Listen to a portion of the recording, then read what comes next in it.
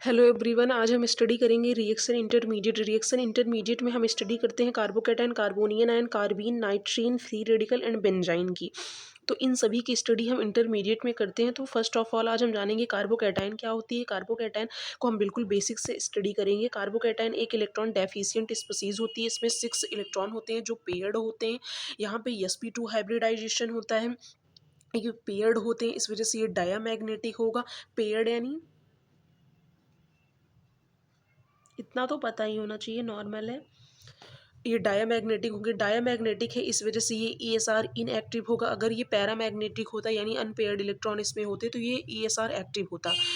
तो कार्बोकैटायन जो होते हैं वो 2 टाइप्स के होते हैं, classical carbocation, non classical carbocation. Classical carbocation वही नॉर्मल वाला जिसमें 3 सिग्मा बॉन्ड होते हैं, 120 डिग्री बॉन्ड एंगल होती है। ये sp2 हाइब्रिडाइजेशन होता है, ट्रायंगुलर प्लानर स्ट्रक्चर होते हैं इनके।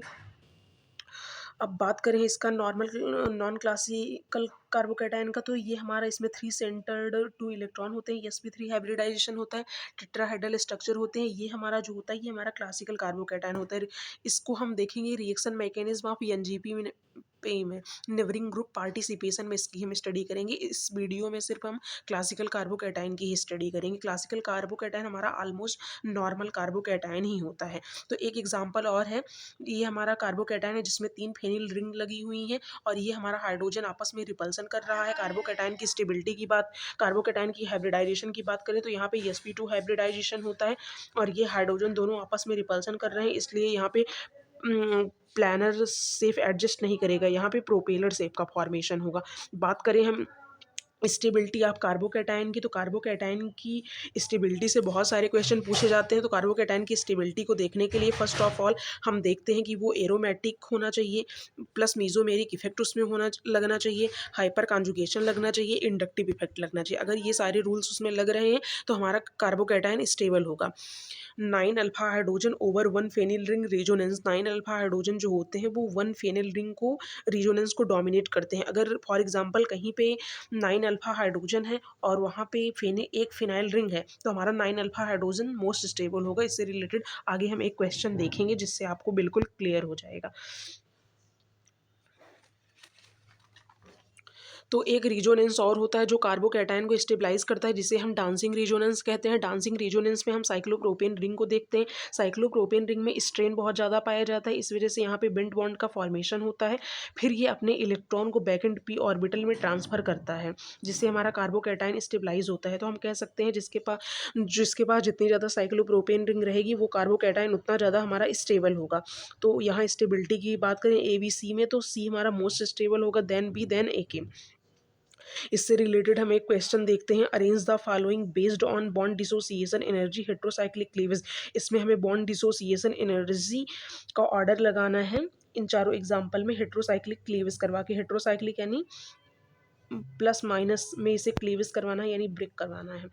तो यहाँ हम देखते हैं ये हमारे 4 एग्जाम्पल हैं। यहाँ पे हम हाइड्रोजन को ब्रेक करवाएंगे और कार्बोकैटायन का फॉर्मेशन करवाएंगे। जब हम यहाँ पे कार्बोकैटायन का फॉर्मेशन करवाते हैं तो हम स्टेबिलिटी देखते हैं सबसे ज़्यादा चारों में कौन सा स्टेबल है। तो ये हमारा 9 अल्फा हाइड्रोजन है और ये हमारा फेनिल रिंग रिजोनेंस है। तो 9 अल्फा हाइड्रोजन और फेनिल रिंग रिजोनेंस में रूल के अकॉर्डिंग देखा जाए तो हमारा एरोमेटिक ये फेनिल रिंग मोस्ट स्टेबल होना चाहिए, बेंजाइलिक कार्बोकैटायन मोस्ट स्टेबल होना चाहिए। बट हमने बोला 9 alpha hydrogen dominate 1 benzylic ring, तो ये हमारा स्टेबल होगा। डी मोर कार्बोकैटायन होगा देन बी के। तो अब बी और ए में देखा जाए तो बेंजाइलिक कार्बोकैटायन जो होता है वो मोस्ट स्टेबल होता है देन एलाइलिक के। तो कार्बोकैटायन की स्टेबिलिटी में डी मोस्ट स्टेबल होगा, देन बी, देन ए, फिर देन सी। अब हमारा बॉन्ड डिसोसिएशन एनर्जी इसमें पूछ रहा है, तो कार्बोकैटायन बॉन्ड डिसोसिएशन एनर्जी जो होती है वो इन्वर्सली प्रोपोर्शनल होती है कार्बोकैटायन स्टेबिलिटी के। तो हमारी कार्बोकैटायन की स्टेबिलिटी ये है तो इसका इन्वर्स ये हमारा हो जाएगा। अब हम एक क्वेश्चन और देखें, तो arrange the following in increasing order of rate of solvolysis. तो इसमें हमें रेट ऑफ सॉल्युलिसिस देखनी है। तो इसमें हम इसको कार्बोकैटायन बनाएंगे। ये हमारे 3 एग्जाम्पल दिए गए हैं, इसमें हम कार्बोकैटायन बनाएंगे। जब हम यहाँ से ब्रोमीन को ब्रेक करेंगे तो यहाँ कार्बोकैटायन का फॉर्मेशन होगा और हम देख रहे हैं तीनों ही केसेस में कार्बोकैटायन का फॉर्मेशन ब्रिजहेड पोजीशन पर हो रहा है, जो बेंड रूल के अकॉर्डिंग स्टेबल नहीं है। तो यहाँ हम रेट ऑफ सॉल्वोलिसिस की बात करें तो जितना ज़्यादा हमारा कार्बोकैटायन स्टेबलाइज़ होगा, रेट ऑफ सॉल्वोलिसिस हमारी उतनी ज़्यादा फास्ट होगी। तो कार्बोकैटायन हम कह सकते हैं, कार्बोकैटायन जो होता है वो डायरेक्टली प्रोपोर्शनल होता है स्टेबिलिटी ऑफ कार्बोकैटायन। कार्बोकैटायन जो होता है हमारा डायरेक्टली प्रोपोर्शनल होता है रेट ऑफ सॉल्वोलिसिस के। Rate of solvolysis directly proportional होता है स्टेबिलिटी ऑफ कार्बोकैटायन की। अगर हम अदर स्टडी की बात करें तो more more flexible system more stable carbocation. जितना ज़्यादा फ्लेक्सिबल सिस्टम होगा उतना ही ज़्यादा हमारा कार्बोकैटायन स्टेबलाइज होगा। तो यहाँ हम देखें तो सबसे ज़्यादा स्टेबल कार्बोकैटायन कौन सा है, सी वाला हमारा सबसे स्टेबल कार्बोकैटायन होगा। क्यों? क्योंकि इसके पास more number of carbon atom है। और बी और ए में देखा जाए तो इसके पास कार्बन एटम ज़्यादा है, यहाँ पे 2 कार्बन एटम है, यहाँ पे 1 है। तो ये वाला ए वाला मोस्ट स्टेबल होगा देन बी के। तो इसमें स्टेबिलिटी ऑर्डर लगाया जाए कार्बोकैटायन की, तो सी मोस्ट स्टेबल होगा देन ए देन बी। तो इसके according rate of solvolysis directly proportional होता है कार्बोकैटायन स्टेबिलिटी के। तो दोनों का ऑर्डर सेम होगा, तो इसका ऑर्डर ये लगेगा। एक क्वेश्चन और हम देखें, arrange the following in increasing order of hydride affinity. तो हाइड्राइड एफिनिटी जो होती है वो हमारी डायरेक्टली प्रोपोर्शनल हो इनवर्सली प्रोपोर्शनल होती है 1 स्टेबिलिटी ऑफ कार्बोकैटायन के। मतलब हमारा हाइड्राइड एफिनिटी जो होती है वो इनवर्सली प्रोपोर्शनल होती है स्टेबिलिटी ऑफ कार्बोकैटायन की।